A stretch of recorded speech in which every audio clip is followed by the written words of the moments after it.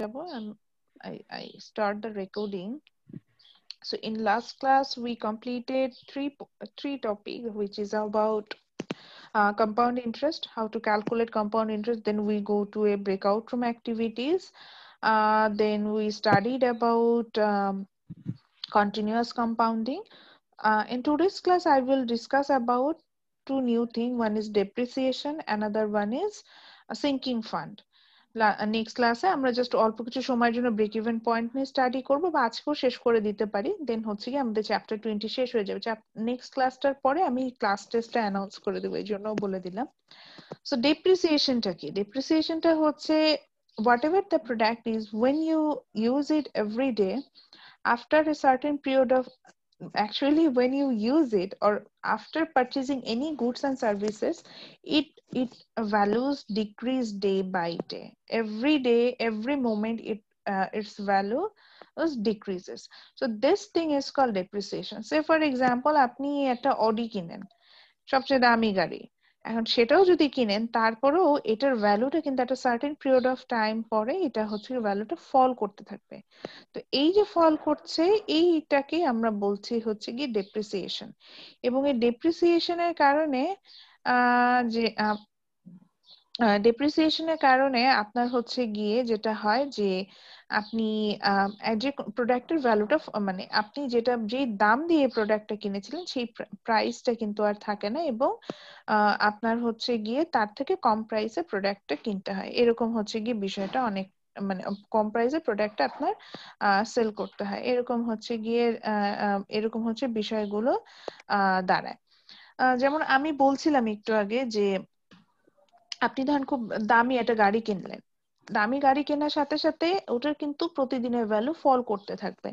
এমন না যে আপনি যে প্রাইসে কিনেছিলেন ঠিক সেই প্রাইসেই থাকবে, বিকজ দেখা যায় একটা প্রোডাক্ট ইউজ করলে সেটার লঞ্জিভিটি কমতে থাকে, সেটার অ্যাকসেপ্টেবিলিটি কমতে থাকে। সো এটাও কিন্তু ডেপ্রিসিয়েশন একটা রিজন। যেমন আপনি যতই দাম দিয়ে একটা পোশাক কেনেন, সেটা যদি একবার আপনি পরে ফেলেন, হুইচ মিনস এটা কিন্তু একটা ইউজড থিং।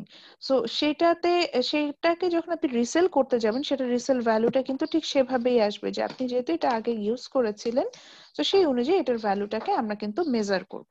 আমি এটা বলতে চাচ্ছিলাম। তো এই কনসেপ্টটা থেকে ডেপ্রিসিয়েশন আসে। মজার ব্যাপার হচ্ছে বিজনেস ম্যাথমেটিক্স আপনারা এটাও শিখবেন যে হাউ টু ক্যালকুলেট ডেপ্রিসিয়েশন। আমরা চাইলেই ডেপ্রিসিয়েশন ক্যালকুলেশন করতে পারি, এবং সেটার জন্য ডেপ্রিসিয়েশন ক্যালকুলেশন করতে পারি এবং ইজিলি সেটাকে ক্যালকুলেটও করতে পারি। সো আজকে তাহলে খাতার উপর টাইটেল দেন ডেপ্রিসিয়েশন, DEPRECIATION, depreciation,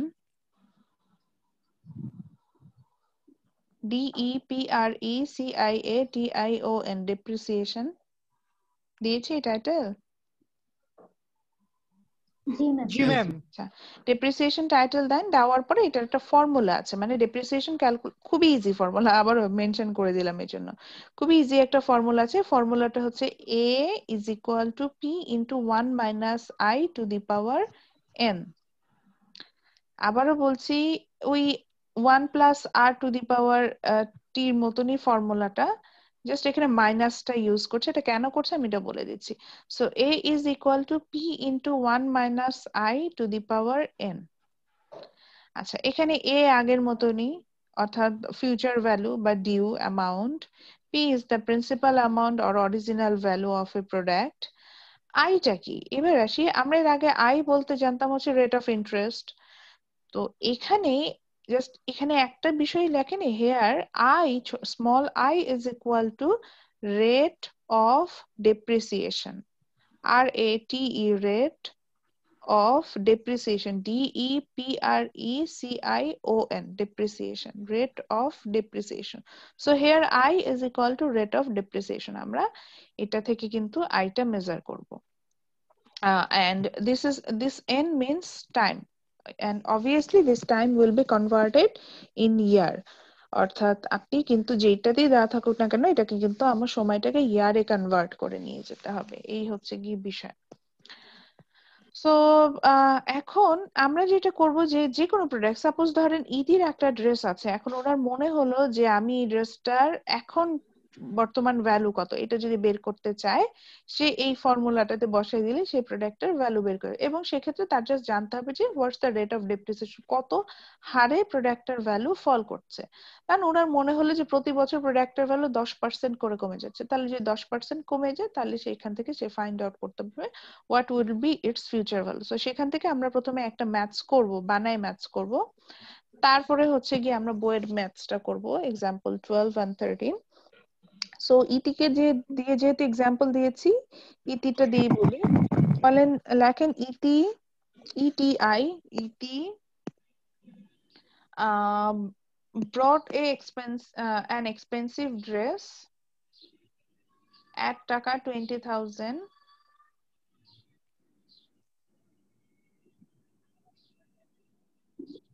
at টাকা 20,000 on 2015। যে 20 সালে উনি 2015 সালে উনি 20,000 টাকা দিয়ে একটা ড্রেস কিনেছে। So it brought an expensive dress at টাকা 20,000 on 2015।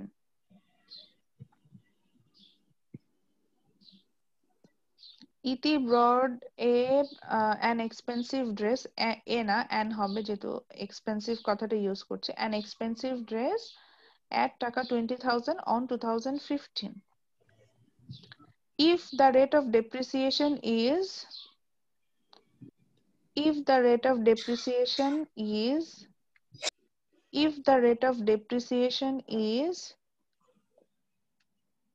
1.75%, if the rate of depreciation, যেহেতু এক্সপেন্সিভ ড্রেস, এটা রেট অফ ডেপ্রিসিয়েশনটা একটু লো, মানে খুবই কম, এক বছরে। আচ্ছা, আমি ডেপ্রিসিয়েশন রেটটাও বুঝাচ্ছি, আমি আগে ম্যাথসটা বলে নিই। if the rate of depreciation is 1.75%, if the rate of depreciation is 1.75%, what's the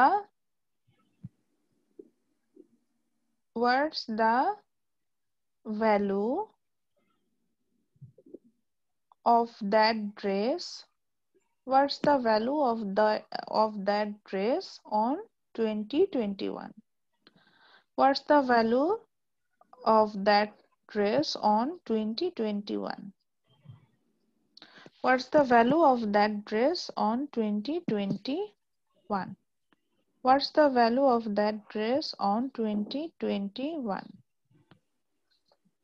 so আমরা এখানে দেখলাম ইটি একটা ড্রেস কিনেছিল, অনেক ইচ্ছা করেছিল 2015 সালে, যে 20,000 টাকা দিয়ে সে একটা এক্সক্লুসিভ ড্রেস কিনে নিয়েছে। 20,000 টাকা দিয়ে তার তো ড্রেস দরকার নেই, তারপর উনি 20,000 টাকা দিয়ে একটা ড্রেস কিনেছিল যে ওনার একটা ভালো ড্রেস লাগবে।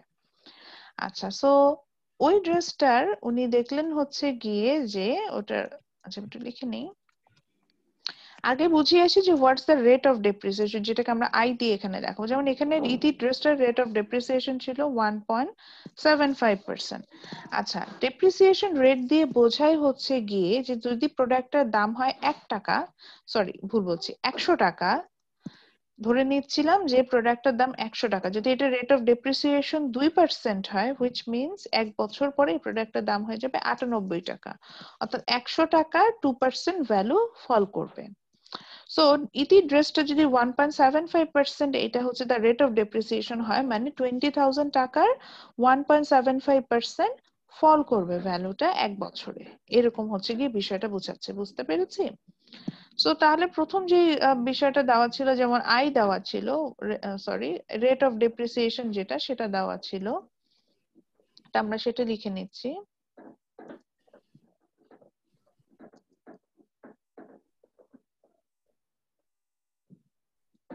রেট অফ ডেপ্রিসিয়েশন দেওয়া ছিল, এটাকে আমরা স্মল আই দিয়ে ডিনোট করছি। তো এটা দেওয়া ছিল, এটা ছিল হচ্ছে 1.75%। Same thing like the interest rate, when there is a percentage sign for interest for depreciation, it will be converted as decimal form. So 1.75 will be divided by 100, then we will get the answer, which is 0.0175. So this is the rate of depreciation. Okay. দেন আমাকে ড্রেসটার value বলে দিয়েছিল না, আমরা জানি কি যে প্রথম যে ভ্যালুটা থাকে সেটাই কি আমাদের প্রিন্সিপাল না, বা অরিজিনাল ভ্যালু যেটাকে আমরা বলি। সো এখানে প্রিন্সিপাল যেটা বলা ছিল দ্যাট ইজ 20,000। ওকে, এখন আসি ম্যাডাম, আমি তো জানি না হোয়াটস দ্য নাম্বার অফ ইয়ার, যেটাকে আমরা টাইমে বের করছি। নাম্বার অফ ইয়ার্স যেটাকে আপনি স্মল এন দিয়ে ডিনোট করছেন, তো নাম্বার অফ ইয়ার্স আমি হিসাবটা কিভাবে করবো? দেখেন বলেছে যে 2021-এ ভ্যালু কত হবে, আর পারচেস করলো কবে উনি এটা? 2015 2015-এ পারচেস করলো, তো এই দুটোর মধ্যে ডিফারেন্স করি, কতটুকু আসলো? 6 ইয়ার্স, তাই না? So আমি কিন্তু পেয়ে গেলাম যে বছরের কতটুকু। যদি মান্থ উল্লেখ করা থাকতো তাহলে আমরা মান্থ বের করতে পারতাম, 6 years 3 month suppose. So then সেখান থেকে আচ্ছা 6 ইয়ার্স 3 মান্থ হলে কি হতো, 3 মান্থটাকে যেটা পেতাম সেটাকে হচ্ছে গিয়ে বারো ইয়ারে দিয়ে কনভার্ট করতাম, মানে 3/12, এই দুটোকে একসাথে যোগ করে দিতাম। 6 প্লাস 3/12 মানে 1/4, এটাকে অ্যাড করে দিতাম, সেটাই হতো আমার টাইম ফ্রেম। এইভাবে আসতাম। ওকে, সো নাম্বার অফ ইয়ার্স পেয়ে গেলাম। এখন আমাকে বলেছে যে এটার প্রেজেন্ট ভ্যালু, মানে এখন এই যে ফিউচারে এসে এর ভ্যালুটা কত হবে সেটাই আমার কাছে জানতে চাইলো। তাহলে আমরা এখন ওটা বের করব। তো ওটার জন্য আমরা একটা খুবই ইজি ফর্মুলা শিখলাম, that is a is equal two p into 1 minus i to the power n। So এখানে এখন ভ্যালু গুলো বসিয়ে দেন, তাহলেই অ্যান্সার চলে আসবে।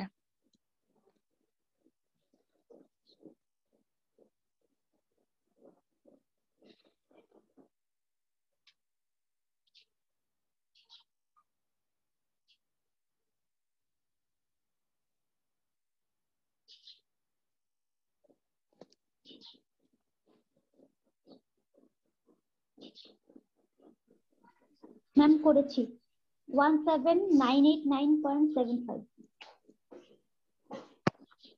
আচ্ছা, কত আসে? 1798, হ্যাঁ 9, 9.75।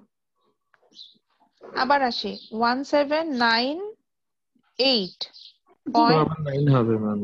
989 ম্যাম 989, 8 এর পর 9 হবে। ওকে 0.75 75। টাকা। ঠিক আছে, তার মানে হচ্ছে ইতি যে ড্রেসটা কিনেছিল 6 বছর পরে যদি এই পার্সেন্ট ডেপ্রিসিয়েশনে থাকে, সেই অনুযায়ী আমাদের এটার দাম হয়ে যাবে হচ্ছে 17,000, মানে অলমোস্ট 17,000, 18,000 টাকা। তো এই যে আমরা রিসাইকেল বিন বলে একটা পেজ চিনি, যেখানে হচ্ছে কি আমরা উল্টাপাল্টা দামও দেখি অনেক সময় পুরাতন প্রোডাক্টের, তাই না?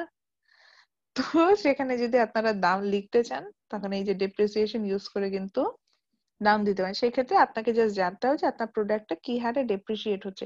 ইলেকট্রনিক্স প্রোডাক্ট খুব ফাস্ট ফল করে, ডেপ্রিসিয়েট করে তাদের প্রাইস গুলো, মানে তাদের লঞ্জিটিভিটি গুলো, কিন্তু অন্যান্য প্রোডাক্ট এটা কিন্তু অতটা সহজে করে না। সো সেভাবে হিসেব করে আপনারা কিন্তু যেতে পারবেন। ওকে, সো এরপর চলে যাই তাহলে। ডেপ্রিসিয়েশন ম্যাথস করা আসলেই খুব ইজি, মানে ফর্মুলা খুব ডিরেক্টলি বসিয়ে দিলে হয়ে যায়। যেমন আমাদের বইয়ের এক্সাম্পল 13টা যদি আমি দেখি, কোশ্চেনটা একটু সবাই পড়েন আগে। কোশ্চেনটা দেখতেই পাচ্ছেন, সবাই পড়েন আগে।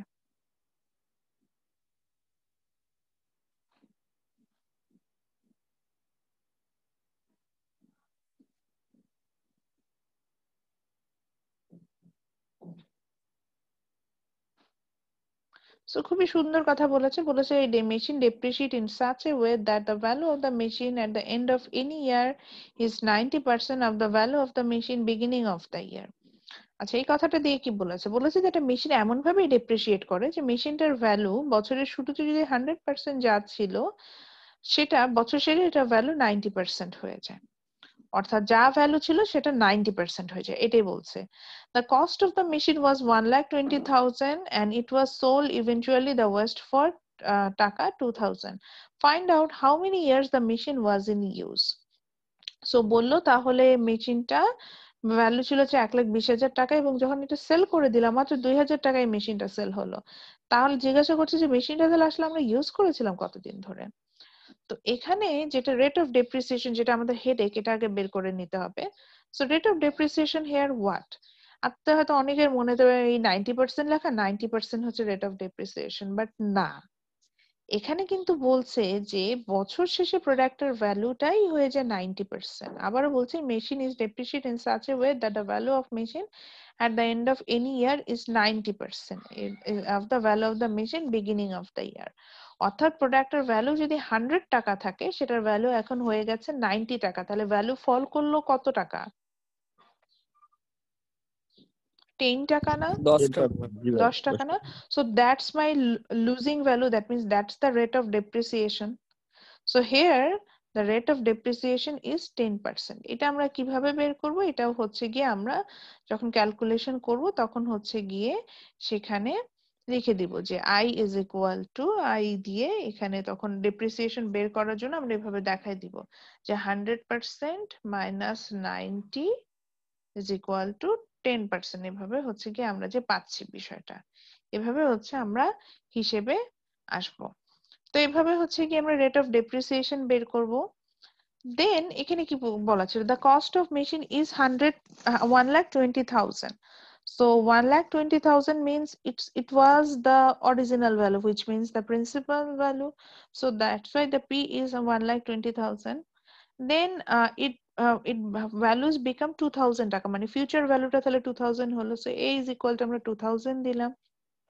Then I, which means the rate of depreciation, এটা হচ্ছে যে 10% দেখেন এখানে বের করে নিচ্ছে, এটাকে ডেসিমালে নেওয়ার জন্য 10 divided by 100 করেছে। এখন আমার কাছে জানতে চেয়েছে n, which is number of years. Then in the same way আমরা যদি ভ্যালু গুলো বসিয়ে দিই ফর্মুলাতে, এখানে ওরা 1 divided by 10 মানে এটাকে ডেসিমালেই রেখেছে, মানে সরি ফ্র্যাকশনে রেখেছে, এটাকে আর ডেসিমালে নেয় নাই, এভাবে করে ম্যাথসটা করেছে। তো ফার্স্টে আমরা এখানে যেটা করব সেটা হচ্ছে কি আমরা ডিরেক্টলি ভ্যালুটা বসিয়ে দিব। বসানোর পরে আমরা হচ্ছে গিয়ে এটাতে আমরা লগারিদম অ্যাপ্লাই করব।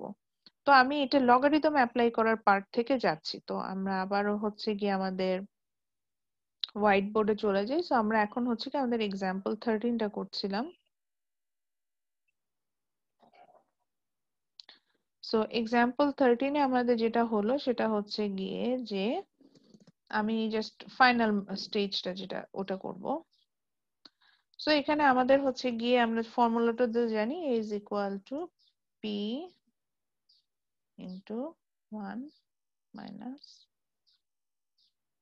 I to the power n, এভাবে হচ্ছে বসাই দিলাম। So 2000 is equal to 1,20,000, then 1 minus 0.01 0.10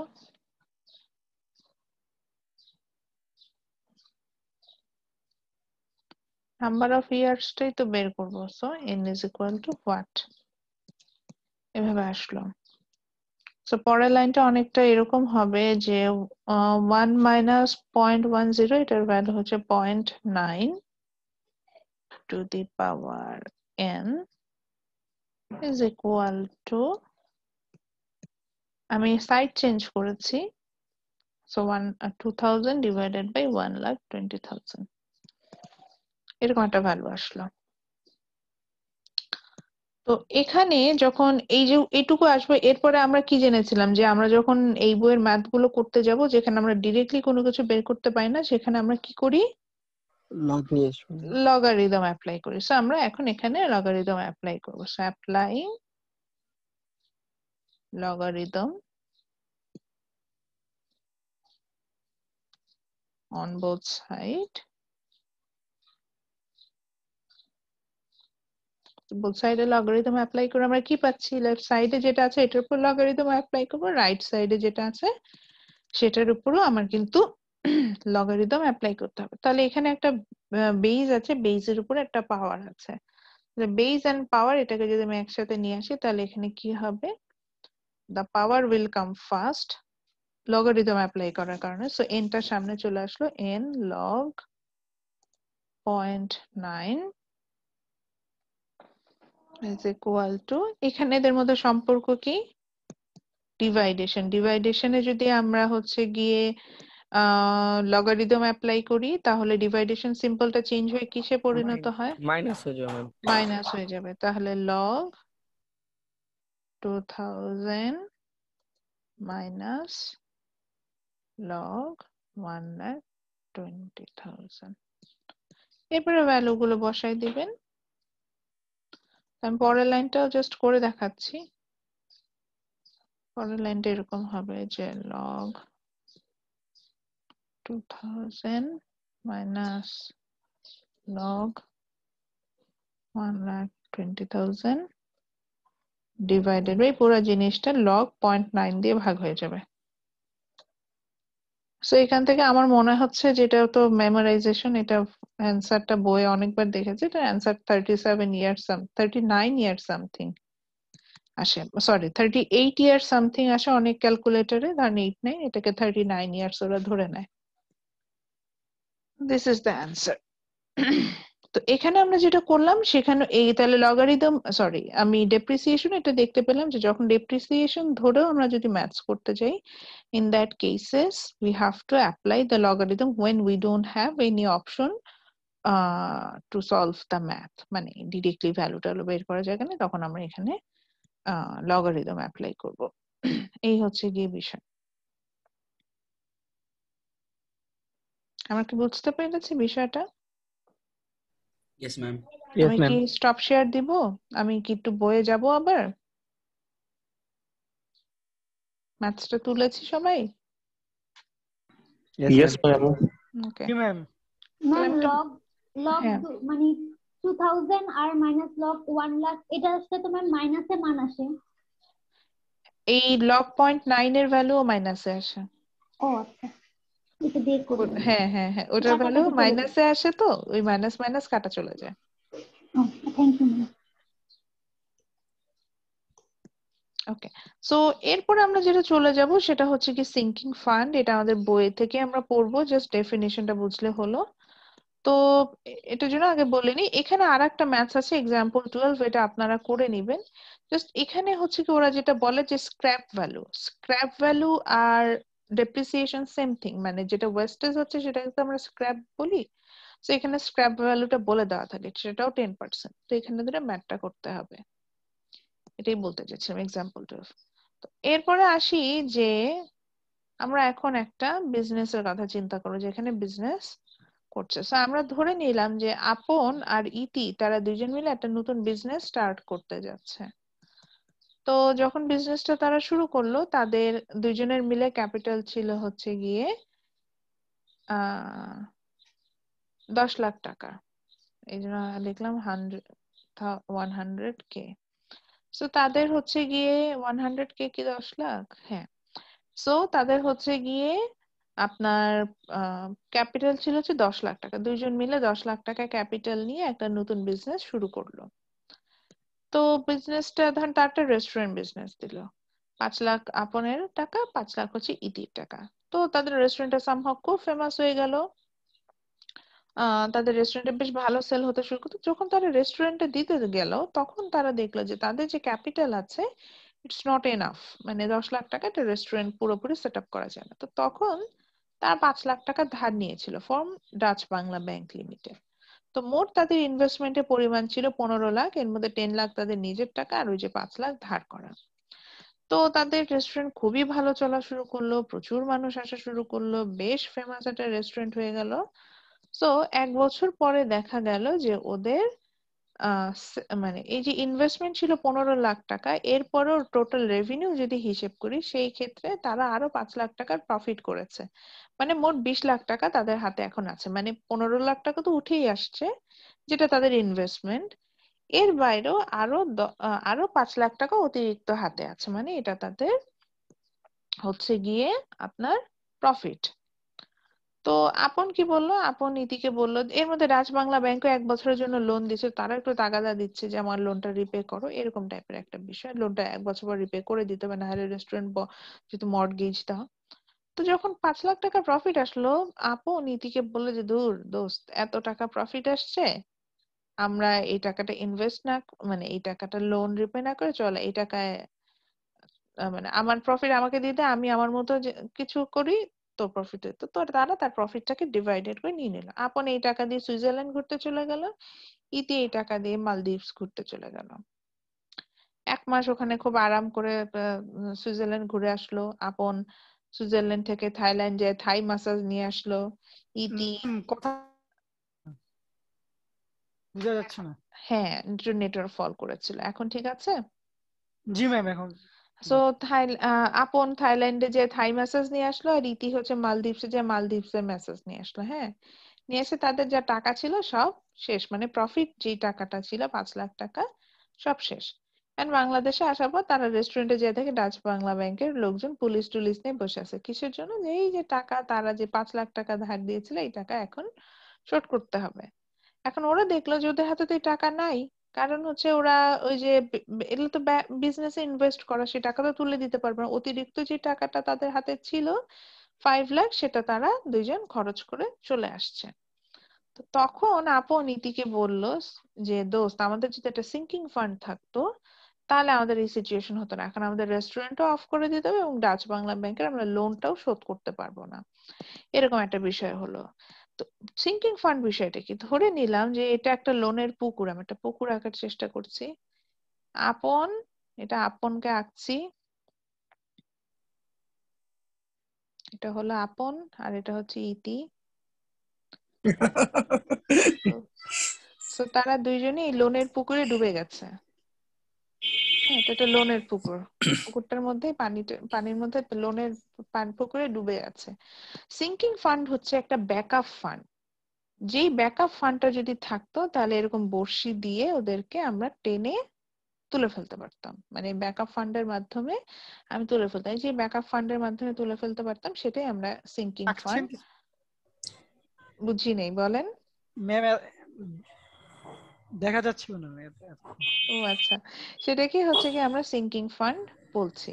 তো এখন আসি যে এই যে দুইজন যে ডুবে যাচ্ছে, ডুব থেকে উঠানোর জন্য যে ফান্ডটা বললাম ব্যাকআপ ফান্ড, আমি একটু আগে বললাম, এটাকে আমরা সিঙ্কিং ফান্ড বলছি। তো এই সিঙ্কিং ফান্ডটা কিভাবে ক্রিয়েট করা সম্ভব? সো ধরে নিলাম 5 লাখ টাকা তো আর আপন ইতি একদিনে প্রফিট করে নাই, একটা 1 বছরে করেছে। ওদের ধরেন প্রতি মাসে 50,000 করে প্রফিট আসতো। ইতি করলো কি, যে মেয়েরা সাধারণত সেভার হয় এই কারণেই বলছি, ইতি করলো যেটা যে ও ওই যে ম্যাম আবার আসছে এত। সরি আমি হচ্ছে মনে চলে নেটওয়ার্ক গিয়েছিলাম, প্রবলেম আর কি। আমার নেটওয়ার্কের প্রবলেম। আমার মাঝে মধ্যে রাউটারটা পায় না, তখনই হচ্ছে গিয়ে ওয়াইফাই কানেকশন পায় না যতই আমি ফার্স্ট নেট ইউজ করি। তো যেটা বলতে চাচ্ছিলাম যে ইতি ইতি যেহেতু সেভার, সো সে হচ্ছে গিয়ে ওই যে 50,000 টাকা পেত সেখান থেকে কিছু টাকা, আবার আমার নেটওয়ার্ক আনস্টেবল আছে, আমি দ্রুত শেষ করে দিই। সো ইতি যে 50K টাকা প্রতি মাসে আমরা বললাম না প্রফিট হচ্ছিল, ওরা যে ইনভেস্ট করেছে রেস্টুরেন্টে, ওই 50,000 থেকে সে কিছু টাকা সরায় রাখতো। 50,000 থেকে সে আপনার হচ্ছে গিয়ে বেশি না 10,000 টাকা করে সরায় রাখতো। তো এই 10,000 টাকা করে সরায় রাখলে এটা কিন্তু তাদের খুব অসুবিধা হচ্ছে। 50,000 টাকা প্রফিট আসছে, সেখান থেকে 10,000 টাকা সরায় রাখছে, এটা তো খুব সমস্যা। এই 10,000 টাকা তার একটা ব্যাকআপ ফান্ড হিসেবে সে রেখে দিয়েছিল। তো এইভাবে করে 10,000 টাকা আলাদা আলাদা করে সরায় রাখতে রাখতে 1 বছরে কত হচ্ছে 1,20,000 টাকা। সো যখন ইতি ওই যে ডাচ বাংলা ব্যাংক লিমিটেড তাদেরকে এসে লোনের ফান্ডে তারা পড়ে গেছে, এখন এসে যখন বলছে ম্যাম আমাদের, কিছু শোনা যাচ্ছে না। একদমই শুনতে পাচ্ছেন না? শোনা যাচ্ছে?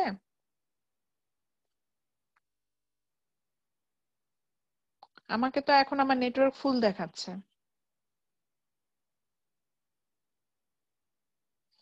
আচ্ছা, সো যেটা বলছিলাম যে তখন হচ্ছে গিয়ে আপনার ওই যে ব্যাকআপ একটা ফান্ড আমরা ক্রিয়েট করেছি, সেই ব্যাকআপ ফান্ডটা দিয়ে হচ্ছে গিয়ে ওখান থেকে তারা লোনটা শোধ করে দিত, মানে লোনের কিছু ইনস্টলমেন্ট কিন্তু তখন তারা পে করতে পারবে। তাহলে হয়তো অ্যাটলিস্ট ডাচ বাংলা ব্যাংক তাদেরকে এতটা তাদের সাথে ক্রুয়েল হবে না, অর্থাৎ এতটাই হয়তো মানে যে টাকা যারা লোন করেছিল পুরোটা হয়তো নিয়ে যাবে না, এরকম হয়তো বিষয়টা হতো না। তো এই যে আমরা অনেক ক্ষেত্রেই বড় বড় বিজনেসের ক্ষেত্রে ওরা এটা করে, ওরা সবসময় একটা ব্যাকআপ ফান্ড ক্রিয়েট করে। খুবই অল্প দেখা যায় যে প্রফিটটা আসে সেই প্রফিট থেকে খুব অল্প কিছু টাকা আলাদা করে রেখে সেই টাকাটাকে তারা পরবর্তীতে রিইনভেস্টমেন্ট বা এই যে লোন পেমেন্ট পারপাসে ইউজ করে থাকে। এই যে রিইনভেস্টমেন্ট বা লোন পেমেন্ট পারপাসে যে টাকাটা তারা ওই যে একটা যে ব্যাকআপ ফান্ড, ভাই জ্বর কমে না, এখন ভয় শোনা টেস্টও করাই যাচ্ছে না, আমাকে? করোনা হয় নাকি? জি ম্যাম। ম্যাম আসসালামু শোনা আলাইকুম যাচ্ছে ম্যাম। জি ম্যাম। তো কতটুকু শুনতে পেরেছেন? ম্যাম ম্যাম উদাহরণটা কাকে একটু যদি ম্যাম শোনা যায় নাই ম্যাম। বেটার হয়, এখন তো 45 বেজে গেছে, মেবি ম্যাম নেটওয়ার্কের প্রবলেম। নেক্সট ক্লাসেই মেবি ম্যাম এটা শুরু করলে মনে হয় ভালো হতো ম্যাম। আচ্ছা ঠিক জি আছে, ম্যাম। আমার নেটওয়ার্ক জি ম্যাম আবার আনস্টেবল দেখাচ্ছে, তাহলে আমি মিটিংটা এন্ড করে দেই। জি আজকের ক্লাসে কন্টিনিউয়াস অ্যাসাইনমেন্টটা নেক্সট ক্লাসে বলে দিব। জাস্ট ডেপ্রিসিয়েশনে যে 3টা ম্যাথ করালাম, একটা প্র্যাকটিস ম্যাথ আর বাকিগুলো হচ্ছে গিয়ে বইয়ের এক্সাম্পল 12 আর 13। এটা হচ্ছে গিয়ে ম্যাম আমাদের আরেকবার কন্টিনিউয়াস বলবেন? অ্যাসাইনমেন্টে আসবে। ডেপ্রিসিয়েশনের ডেফিনেশনটা ম্যাম লিখবেন। আবার বলেন ম্যাম, আমি শুনতে পাইনি। ডেপ্রিসিয়েশনের ডেফিনেশনটা লিখবেন। ম্যাম আর একটা হচ্ছে প্র্যাকটিস ম্যাথ। আমার কথা শোনা যাচ্ছে না? ম্যাম এখন শোনা যাচ্ছে ভালো। আচ্ছা, খুব অল্প। ডেপ্রিসিয়েশনের যে প্র্যাকটিস ম্যাথটা ছিল সেটা করবেন। আর যে দুটো এক্সাম্পল করলাম, এক্সাম্পল 12 আর 13, সেই দুটো হচ্ছে গিয়ে আসবে। এটার সাথে হচ্ছে গিয়ে ডেপ্রিসিয়েশনের ডেফিনেশনটা লিখবেন। এটাই অ্যাসাইনমেন্টে আসবে।